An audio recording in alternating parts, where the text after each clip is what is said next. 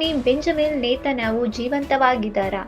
Iran ದಾಳಿಯಲ್ಲಿ ಅವರು ಸಾವನ್ನಪ್ಪಿದ್ದಾರಾ? ಸದ್ಯ ಇಡೀ ಜಗತ್ತನ್ನೇ ಕಾಡ್ತಿರೋ ಪ್ರಶ್ನೆ ಇದು. ಇದಕ್ಕೆ ಕಾರಣವಾಗಿದ್ದು ನೇತನ್ಯಾಹು ಅವರದ್ದೇ ಎನ್ನಲಾದ ಒಂದು ವಿಡಿಯೋ.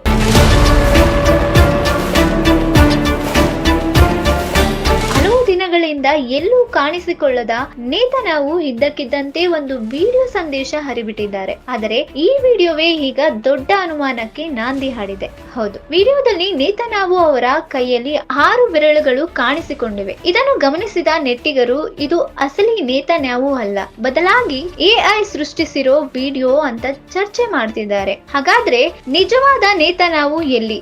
ಇರಾನ್ ನಡೆಸಿದ ಪ್ರತಿ ದಾಳಿಯಲ್ಲಿ ಅವರಿಗೆ ಏನಾದ್ರೂ ಆಗಿದೆಯೇ, ಅಥವಾ ಇದು ಕೇವಲ ತಾಂತ್ರಿಕ ದೋಷವೇ?